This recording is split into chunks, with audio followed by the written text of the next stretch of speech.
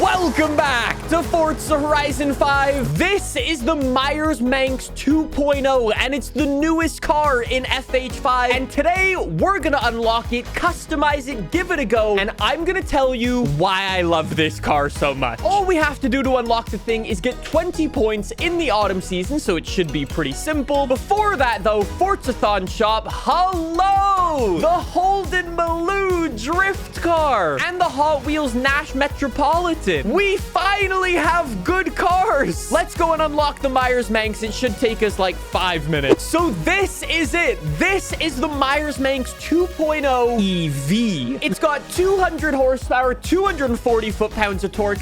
It's actually very, very lightweight. This wouldn't be an AR12 video without any fun facts about the little incredible Meyers Manx 2.0. Before I tell you about this car, let me tell you about Meyers Manx. Back in the 1960s, Mr. Meyers wanted to make a dune buggy. So he took his old Volkswagen Beetle, converted it with this fiberglass body, and built what is now known as the Meyers Manx, and actually started the whole trend with dune buggies. Fast forward a couple of years, and this thing was born, the Meyers Manx 2.0. And what's actually really funny about this is the guy who designed it was actually the same guy that designed the second generation of Volkswagen Beetle and an Audi TT from back in the day. It is a beautiful looking dune buggy, and I absolutely love this thing. And then the fact that it's an EV actually makes so much sense, because essentially this is a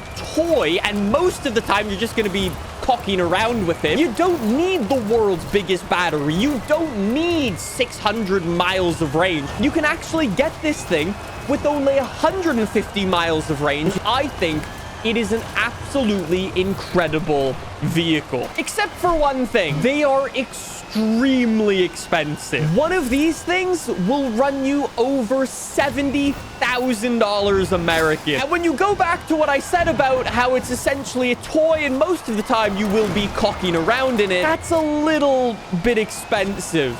Especially when you start comparing it to like the Razors and the Polarises of the world. As much as I like this thing, for me, I don't think I could ever justify one. It's awesome, but a little bit expensive. This is really going to be the make or break moment for the Meyers Manx in Forza Horizon 5. We need some good customization. We need custom tire compounds. We need drift suspension.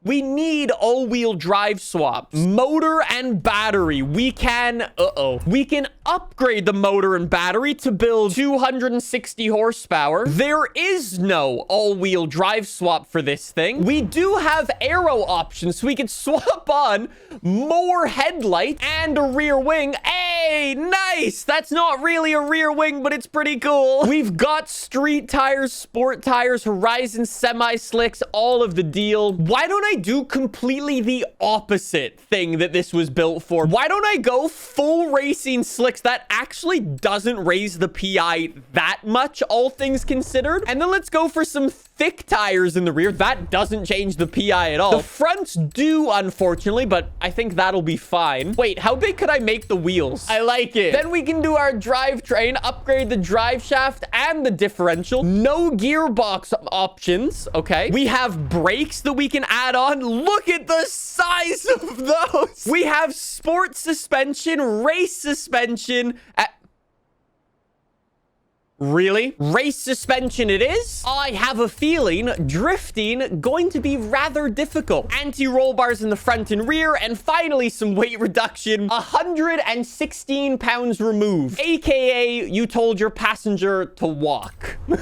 That is literally all of the customization. Remember when I said we can't upgrade the transmission? This is fine. This is fine. I was looking forward to this car a lot, and now my day's ruined. At least I can get a fancy hood. Maybe I'll get like a carbon fiber hood. That could be kind of a flex. Even with the lack of customization, we still... That Beetle just did a wheelie. Wait, I wonder if I could wheelie this. Oh, now that might be a safe...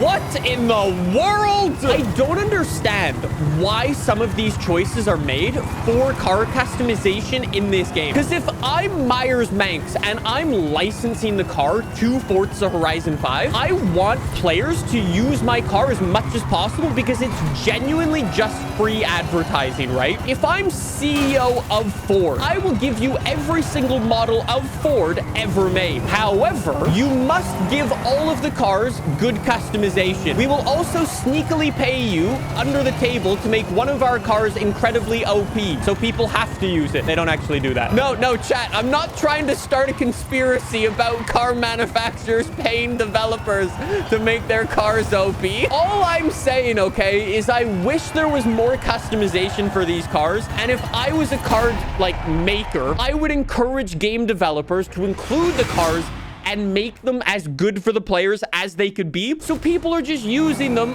as much as possible. I don't know if that's a hot take. Should I actually try this for a wheelie build? Like, is it actually gonna work? I don't think a wheelie build's even gonna work with this thing, because to my understanding, it's actually... Oh, wait, only 41% of the weight is in the front. I thought the batteries actually made it, like, better weight distribution, but I guess not. Maybe this will work. Maybe. It's got very, very minimal horsepower, so it's going to be a struggle, but I think I need to give it a go for the simple fact that there is not many other options for this car. Oh, here she goes.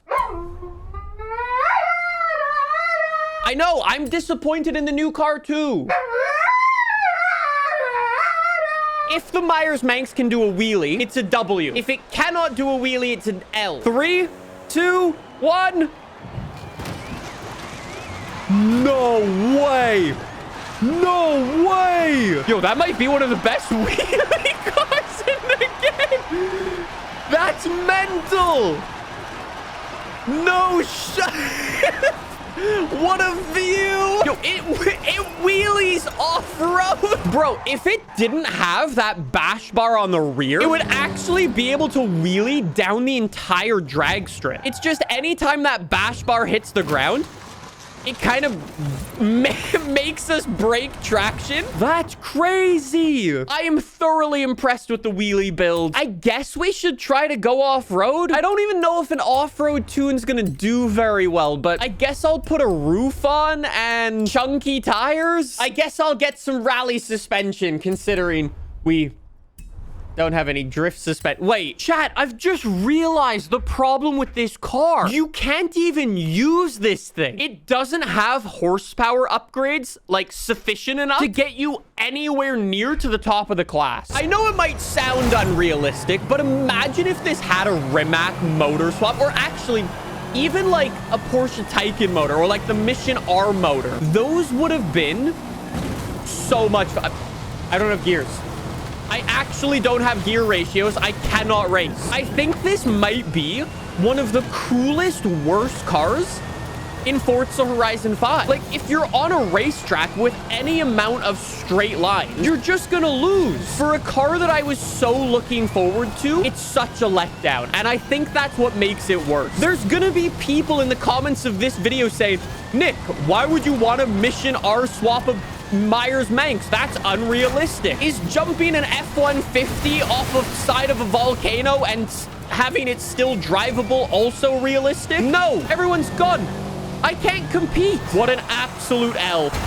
This car is the reason why people want to mod Forza Horizon 5. A modder would be able to add an engine swap for this car that would actually make it usable. But if you want to modify the game, the developers will try to murder you. Now I have to go and try to drift it because apparently I'm the guy who drifts the cars, and this is just going to go poorly. I don't have any horsepower. I don't have drift suspension, so I've got to do it on rally suspension. This isn't going to work. I know you've been waiting to say skill issue for the past hour while I've been driving this car.